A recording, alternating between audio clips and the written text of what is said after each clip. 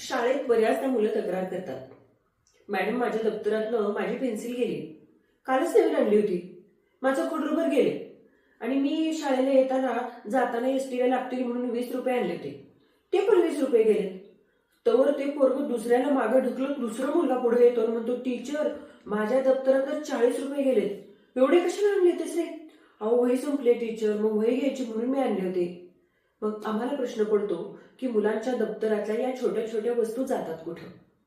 आणि मुलांना अशा सवयी असतात का? मग आम्ही वर्गात विचारतो, कुणी घेतली का रे याची पेन्सिल? याचं खोडरबर कुणाला सापडलंय का?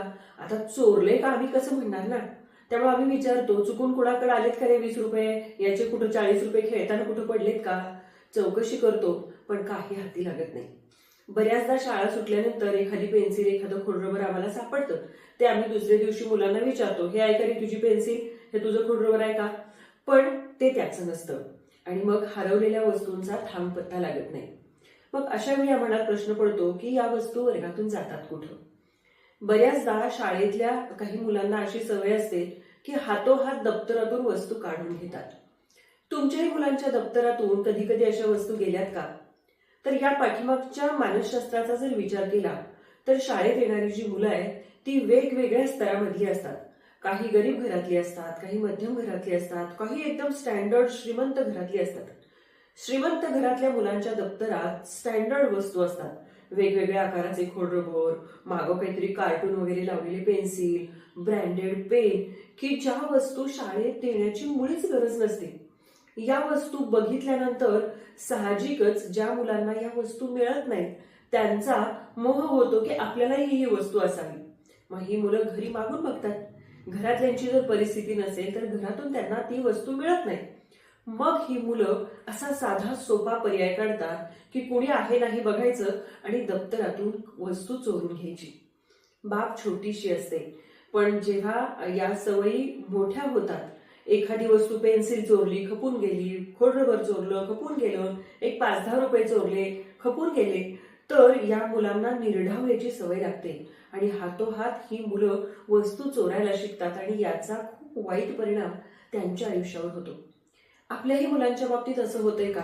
किंवा आपल्याही मुलाच्या दप्तरात आपण घेऊन न दिलेली एखादी नवीन वस्तू तुम्हाला सापडली तर तुम्ही काय केलं?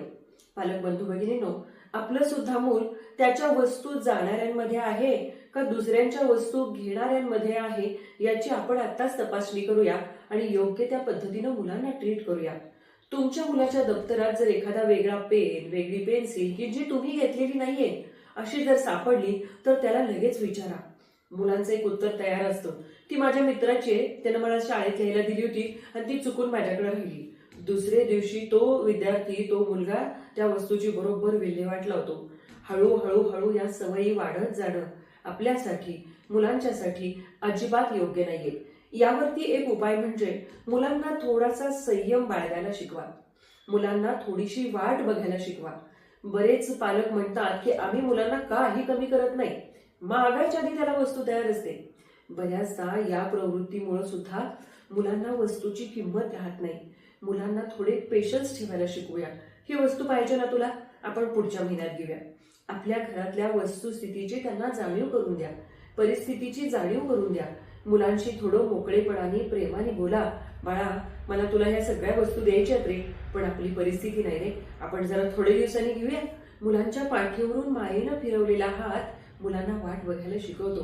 तर पालक बंधू भगिनींनो आणि विद्यार्थी मित्रमैत्रिणींनो, तुमच्याही घरात जर अशी सवय असेल तर ही सवय तुमच्या आयुष्यासाठी, तुमच्या व्यक्तिमत्वासाठी अजिबात चांगली नाहीये. तुम्हाला एक चांगलं मूल म्हणून घ्यायचं असेल तर अशी जर सवय असेल तर अशा छोट्या छोट्या वाईट सवयी आत्ताच मोडीत काढा, तरच तुम्ही एक चांगला विद्यार्थी बनाल आणि उद्याच्या आयुष्यात जाऊन एक चांगला व्यक्ती बनाल. आई वडिलांच्या तुमच्याकडून ज्या अपेक्षा आहेत की त्यांना ताठ मानेनं जगायला मिळावं. जेव्हा एखादं मूल गुन्हेगारी प्रवृत्तीत सापडतं ना, तेव्हा त्या मुलाच्या आई वडिलांचा चेहरा बघण्यासारखा झालेला असतो. भावकीत काय सांगायचं, पै पाहुण्यांमध्ये कसं तोंड दाखवायचं, समाजात कसं फिरायचं, याचे अनेक प्रश्न आई वडिलांनी केलेल्या कष्टावरती अक्षरशः पाणी ओतून गेलेले असतात. त्यामुळं विद्यार्थी मित्रमैत्रिणींनो, तुम्हाला जर अशी सवय असेल तर ही सवय चुकीची आहे आणि ती आत्ताच थांबवण्याच्या दृष्टीने स्वतःच स्वतःचा कान धरून स्वतःला बजावा. पालक बंधू भगिनीनो, तुमच्या सुद्धा मुलांना या गोष्टी चुकीच्या आहेत हे सांगा. तुम्हाला या व्हिडिओतले विचार कसे वाटले मला कमेंट करून कळवा. भेटूया अशाच इंटरेस्टिंग विषयाच्या पुढच्या व्हिडिओत. तोपर्यंत नमस्कार.